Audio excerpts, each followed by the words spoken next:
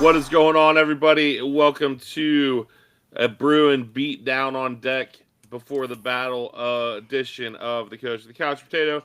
As always, I'm Jeremy the Couch Potato. Opposite side of the screen, we got Coach Slate, and we are here to dive into the 7:30 p.m. Saturday night showdown in the shoe under the lights between the Buckeyes and the Bruins.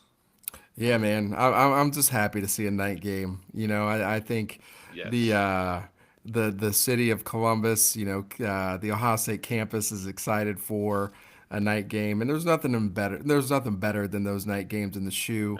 No. Some of those red lights, the scarlet lights that they have now that they bring into the shoe, some of the light show Yeah. that they do. I think that stuff's cool, man. So I'm excited to see some of that and.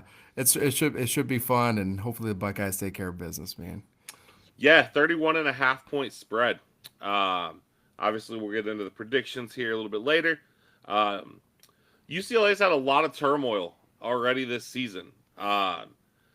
Started the season off led by former running back of UCLA notoriety, Deshaun Foster. Started the season 0-3.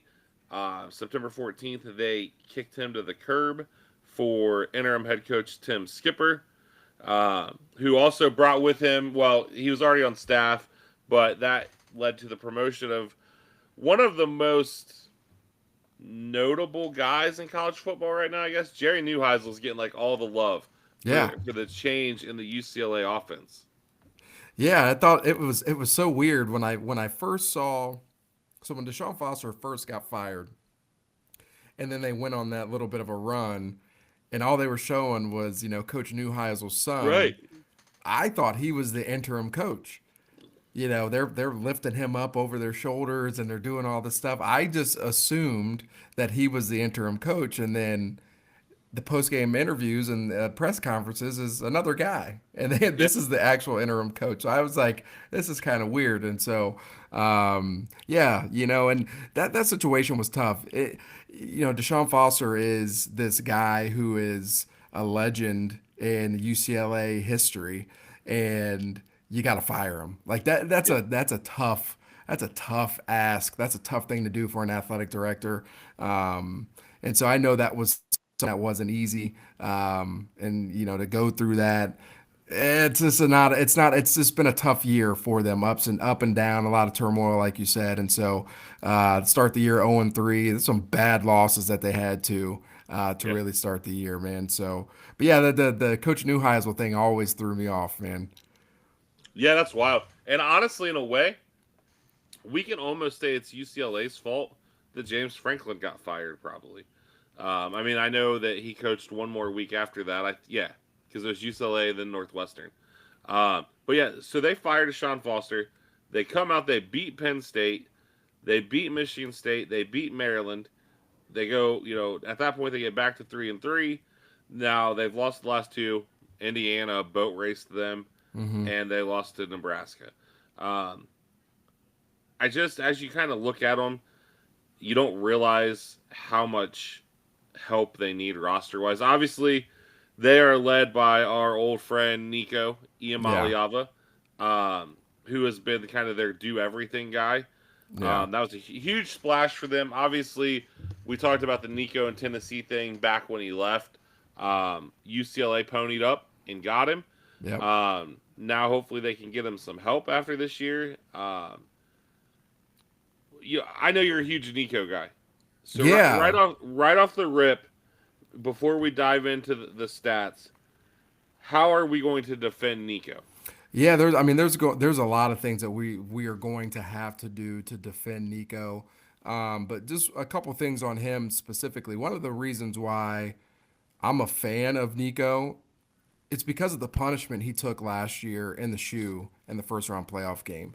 Like going into that game, and we've heard, on the radio and on TV and a few other Buckeye podcasts, like I was not a fan of him. He was that kid that was wearing the pajama pants and the 7-on-7s. He had those sunglasses on. I'm like, okay, this guy's like, he's way too flashy for me.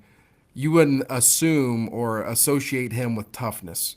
Right. But when he gets his helmet cracked in the middle of a game, and he still is the only reason that the offense got anything going against the Buckeyes, and he just kept coming back and he kept coming back and he never backed down. Like you can even hear when Coach Day talks about him, like his tune and his tone changed when he talked about him post game, and even the way he talks about him now, like he gained a lot of respect from me, and so I don't necessarily like the way he always does things, but I will definitely root for him. Like he proved to me that he's a tough kid.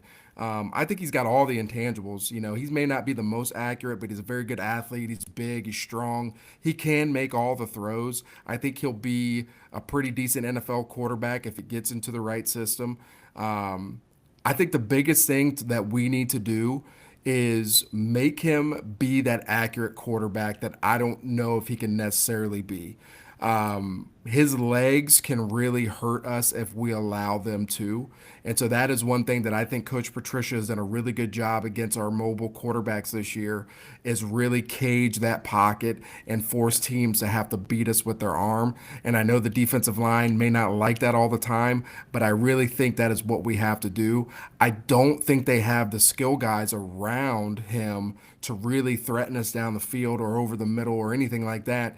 And so I just really think they got to do everything they can to really cage that pocket and really limit his mobility, because I think that is one of the things that he's going to have to do against this Buckeye defense is really use his legs. And so those are the things that I would do. And in those pads, like those for sure passing situations, I wouldn't be afraid to dial some things up against him as well.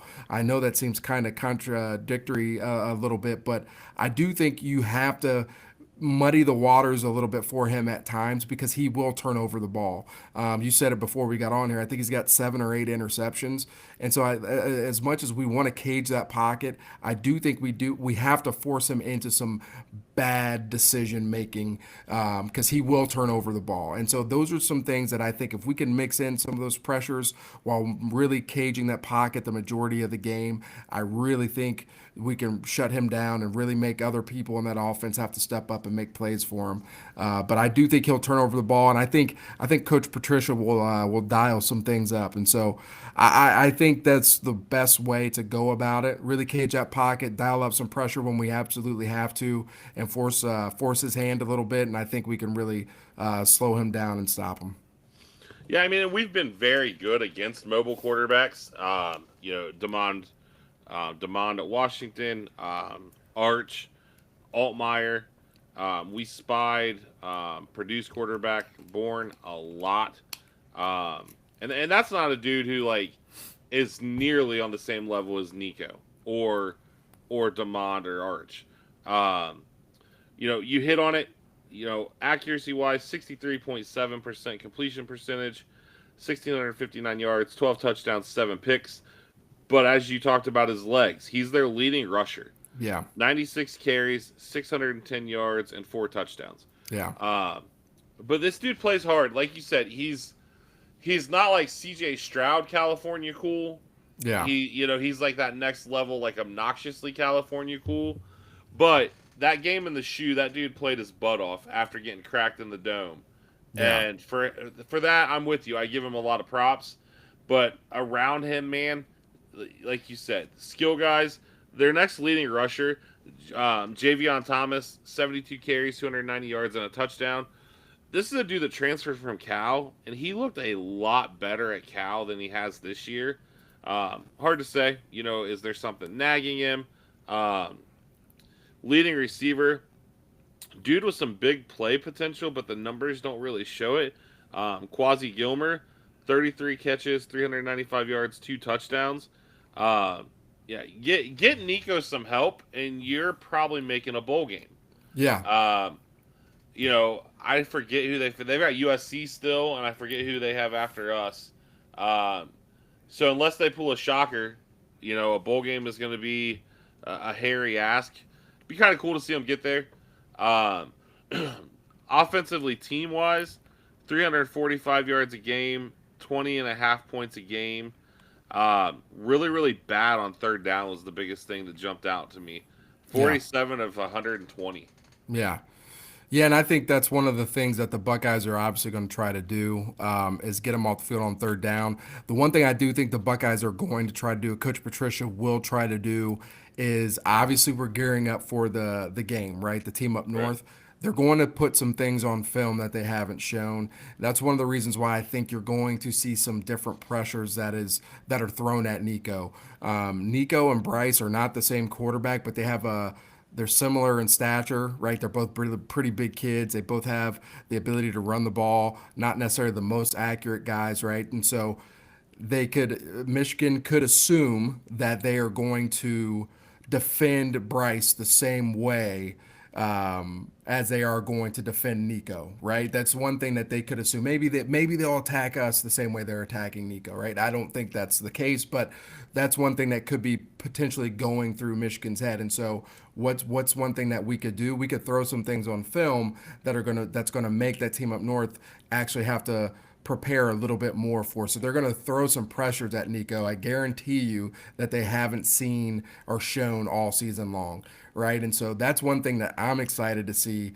I'm actually doing a little bit of a deep dive right now into some of the five-man front stuff that Coach Patricia has done all season long. And one thing I noticed against Purdue is that we ran a crap ton of five-man front variations, and I was enamored with it. I mean, it's truly an NFL defense.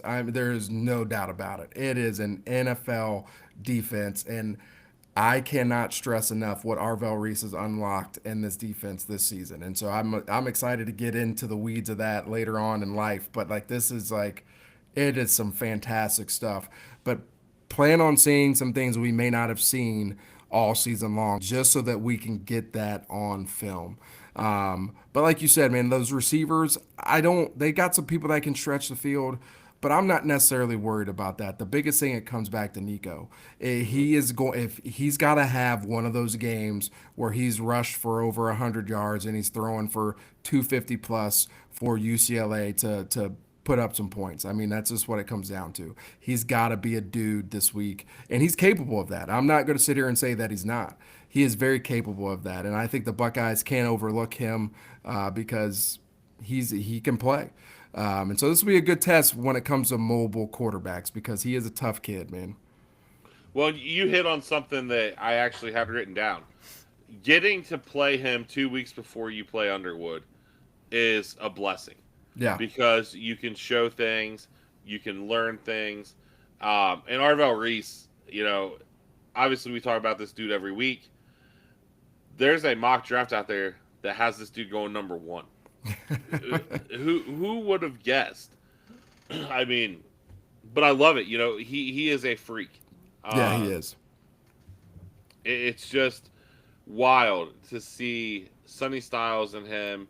And that's where knock on wood, mobile quarterbacks have been a non-factor so far because we have freaks at linebacker. Yeah, You know, like we always joke around about Tough Borland covering Devontae Smith in the slot. yeah. You didn't have Tough Borland out there spying people. The way that these dudes are. No, not at Uh, all. it's just a different breed. It is a Uh, different breed. defensively, we thought their offense was bad. Their defense might be worse. 31 points a game, giving up 377 yards a game and 6 yards a play. Yeah, But again, they have a couple of guys. Linebacker, he's a redshirt senior, not something you see a lot of. John Vaughns, 88 total tackles, 3 TFLs, played at St. John Bosco, so obviously this dude comes from a place that knows how to win. absolutely. Um, but as a team, they only have 6.5 sacks. So obviously they don't do a great job of getting after the quarterback with success. Um, I also noticed as I was looking through it, their top DB, junior Scooter Jackson, a Utah Tech transfer, 2 picks, 3 PBUs. I mean, this dude's 6'1", 185, and he's from Compton, so he's gonna ball. Like Yeah, he's not gonna be afraid of the challenge absolutely not. of Ohio State. Yeah. Not to say that he might not get cooked a few times, but like I want those guys going against guys like this who are going to come out there with something to prove. Yeah. And In terms of the defense as a whole, like listen, when you're struggling on defense and you're giving up a lot of yards, you're giving up a lot of points per game, and you play a team like this, and you do have talent on the defense, like, but you know you're a little bit outmanned. You go into these games and you've got nothing to lose, right? The defensive coordinator is likely not going to be there next year, right? And so like they're going to dial some things up, and they're really going to try to muddy the picture for Julian saying they may take some chances, and you what you don't want to do is turn over the ball. Like you don't want to give them opportunities, right? And Right. that's one of the things that they're going to try to do. They're going to try to get Julian to turn over the ball. They're going to be punching at the ball when Bo and Isaiah and C.J. Donaldson come through. Like there's just different things that they're going to try to do because they got nothing to lose. And so you're going to see a hungry defense that feels like this is a great way for me to prove myself, right? Those seniors that are on there, what a better way for me to show NFL scouts that I belong in the NFL than to put up some good film against the Buckeyes, Exactly. okay? And what a better way to show them, like we already showed against Penn State, against a team that had way more talent than us as well. There's nothing that says we can't do the same against Ohio State. Like they that in their mind, they Right. do believe that they can go out there and compete because they did it against Penn State, a fully at full strength Penn State, right? And so like that is they're not going to come in here afraid, like you said. Those corners aren't going to be afraid of Jeremiah. They're going to come in here in full belief that they can go out there and get stops. And when you have a defense that has nothing to lose, like it will take a few big plays for them to be like, okay, like yeah, all right, they are who Right. they are who we thought they were. Right? Like Exactly. it will take a few big plays for that to happen. But Yeah. until that happens, they're gonna feel like they got a chance, and they're just going to keep grinding. I've been the coordinator of in situations like that. You get one stop, you get two stops. Well, now you got some mojo, and now you start Yeah. believing, and now now we get a turnover. Uh-oh. Right? Right. Now my guys are starting to believe a little bit more. We may not win the game, but man, we fought, and those are things that help establish like a program. And so like those are things that I'm they're going to be pushing to their guys this week. And so am I worried about their defense? Not really, but I know the hungriness and the just a pure passion is going to be there in the UCLA defense. I will say, I think if somehow this game came down to a field goal, I would be way more comfortable with their kicker, whose name I am going to butcher. Um, Mateen Bagani. Dude's legit. Okay. So take note of that. Even if it's not a situation where it's a game winning field goal, you may see them try some long stuff just to get some points on the board. Um, roster wise, being all the way on the coast, there's to my knowledge not a single Ohioan on the roster. Couple of names did jump out to me that the college football fan may recognize. Running back Jalen Berger from Michigan State Okay. is out there, and Rico Flores, who played at Notre Dame, wide receiver. Oh, Um, wow. All right. yeah. Yeah. So they again, like, there's some dudes there. It's just not jiving yet. Yeah. Um, I would be on cloud nine if somehow this got a page taken out of the USC UCLA game and UCLA wore the blues. Oh, how sweet would that be, man? That would be dope. Uh, Another little interesting thing before we get into my other question for you about the game is apparently they're talking about playing their home games at SoFi next year instead of the Rose Bowl. I feel like that's kind of a sin. I don't necessarily the college football fan in me who respects tradition wouldn't necessarily like it, Right. but the 17-year-old who is getting recruited to go to UCLA would love it. And Sure. so like that's the one like that I think that would be pretty cool to play in that stadium. That stadium's awesome. That And stadium is so sick. so Yeah. so I mean I get it. I would want to if I'm the AD, like I wouldn't be opposed to doing that. Yeah. So we'll see. Um, what do you think Ohio State, just like you talked about, we're going to put stuff on film on defense. What do we expect from the offense this weekend? Man, I again getting the running game going. I do think we're going to see that. I think they want to see a clean game up front, right? I can honestly say I don't think they've seen one yet this season, and so I think they're going to really stress and really push to get a clean game up front. Um, that is a big thing that I think that we are going to see. I think we're going to continue to see what we see normally in the passing game. I do think they're going to try to get Max Clare and the tight ends involved a tad more in the passing game just to show that, hey, don't forget about these guys. You have to account for them. We'll see if Carnell comes back. I don't know, but if he doesn't, you're gonna see Brandon Ennis and Bryson Rogers become people that you have to pay attention to. But I do think the focus is still going to be that running game. And I think, Julian is just going to continue to do what he does, man. But the running game is going to be the focal point. I would not be shocked if you saw Bo Jackson have, between 15 and 20 carries and Isaiah West to be in that 15 carry range as well. I really think they're going to push to get that running game pushing forward as we gear up for the team up north. Yeah, I agree.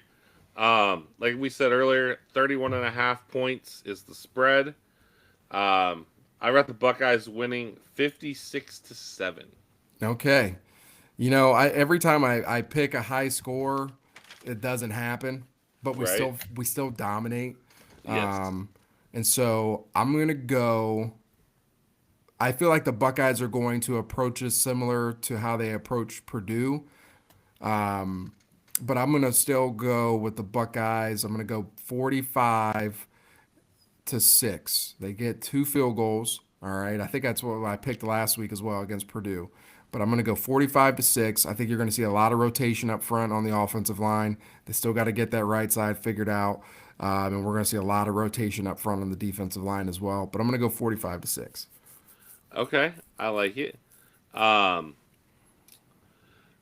so we talked about the recruiting aspect of this weekend, and you do your homework on it, and like it is a lot of 27 kids. 27 is still a little far away. Like obviously, we're going to talk about the kids as they commit and that type of stuff. Um, One guy from the 27 class that I do want to hit on that'll be on campus because he's on commit watch is Illinois tight end Brock Williams. Much like Nate Roberts was, this is Coach Key's guy. Like, this Yeah. is the dude he is locked in on, the dude he wants. Currently not a tight end in the 26 class, so that makes this even more important. Yeah. Yeah, definitely. Coach Key does lock in on his guys, and he does go all out for them, which is one of the things that I respect about Coach Key. Man, he identifies those guys and he goes after them. Just because there is not a tight end in the 26 class doesn't mean that we will not have one here soon.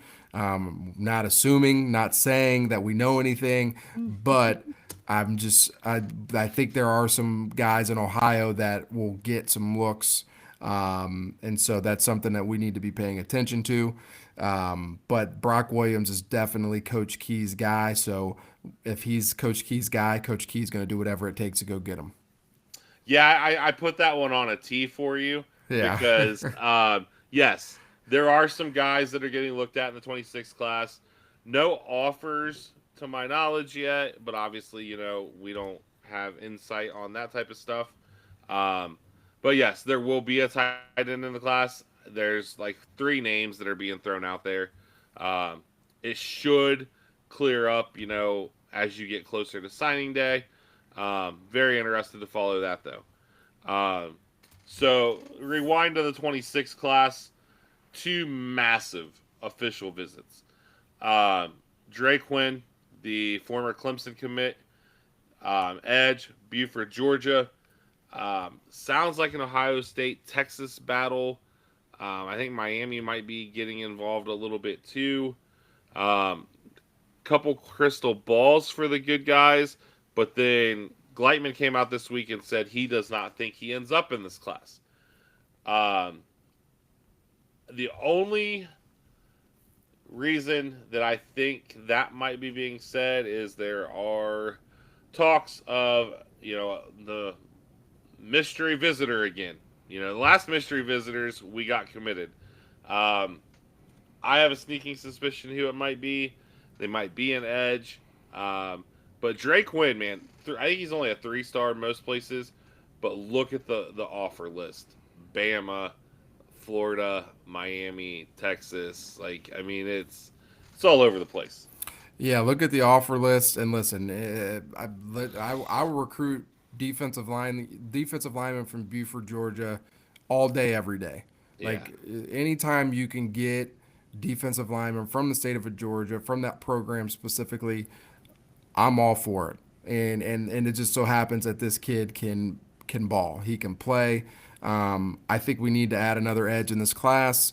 Um, and I'm just going to be honest. Like I cannot get over the fact that where these kids come from in the South, those are hotbeds of talent. And the way that I think that we need to approach recruiting those areas is we may not swing and get those, we may swing and miss on those top flight 5-star guys. But if you can get those guys that are like the Drake Quinns, like the Caden McDonalds, like we have now, that yeah, are, borderline 4 stars, maybe 3 stars, and those kids can ball too. And so, like, these are the type of kids, in my opinion, that we need to get up to the state of Ohio. So if we can get him, this kid can play. Let's make it happen. yeah. I mean, he obviously needs to put some serious weight on No to doubt play about edge. it. I mean, he's like 220. He plays edge and he plays receiver. Yeah. I mean, that's kind of like sixth grade football coach me having Trinity Keith play edge. Um, Yeah. the other big one, and there are crystal balls. There are Wilfong doesn't do a crystal ball now. It's the on three thing. Um, Cornerback C.J. Brownell from Winter Garden, Florida, currently committed to the Florida Gators and is the highest ranked commit in their class. Yeah. 247 has him as the number 6 corner, number 8 player in the state of Florida. Um, Another one of those dudes that is, fast. He's lengthy. He's a 3-time state champion sprinter. Back-to-back Florida 1A titles in the 100-meter. Like, that's bringing it in the state of Florida. Um, this cornerback class, if you would have told me you lose Albert Hill, you lose Vic Singleton, and you might have 3 dudes that are better than them, it's just crazy. But OG Walt does OG Walt things. Yeah. I'm 90, so I've got a little cousin who went to Windermere High School where this kid goes to school. I'm 99% sure they were on the same 4x1 team. But this kid, I might have to shoot my little cousin Landon a text. But this kid, 6'1", the speed is off the charts. Obviously, the program that he's coming from, the obviously the state down south, again. This is another kid. If you could get him here, could he get a little bigger? Yes, but the size, the speed, the athleticism, the ball skills, the things that he can do, unbelievable. He's a top rated guy in that class for Florida for a reason. This kid can play.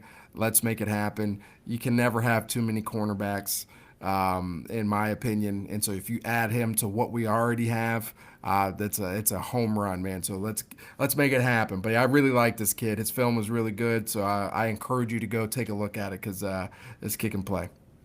Yeah, that's a big visit. Um, Blaine Bradford, the all-world safety that's committed to the Buckeyes, is supposed to be back on campus this weekend as well. That's huge. Obviously, the catastrophe in Baton Rouge is helping us maintain him. Um, but it will be very interesting to see if they hire a coach sooner than later. if they try to get back in that. Obviously, there's just so many moving parts to this weekend. We talked about doing a recruiting chips episode, but honestly, stuff's already changing. 27 running back Cameron Spell has already said was supposed to be on campus. It's not on campus now. So you're going to see a lot of that in the next day and a half. Obviously there are flight issues going on in the country. And you're going to have guys show up that we don't know are going to be there. So we will recap that when we do the UCLA recap. But weather's going to be beautiful. Night game. You can't ask for much more the second week in November.